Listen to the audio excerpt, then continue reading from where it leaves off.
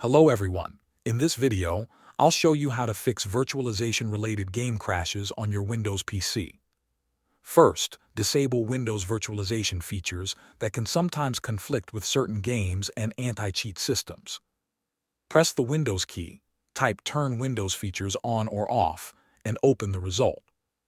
In the list of features, find Virtual Machine Platform, Windows Hypervisor Platform, and Hyper-V.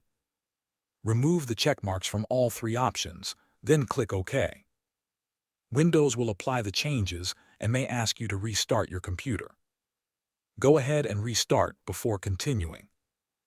After your PC starts again, open Settings and go to Privacy and Security, then select Windows Security. Click Device Security and open Core Isolation Details. Here, locate Memory Integrity and switch it off. This security feature can occasionally cause compatibility issues with some games. Once you disable it, restart your computer again so the change takes effect. If the problem still continues, check your system files for corruption. Click the Start menu, type CMD, then right-click Command Prompt and choose Run as Administrator. In the Command Prompt window, type sfc/scanno and press Enter.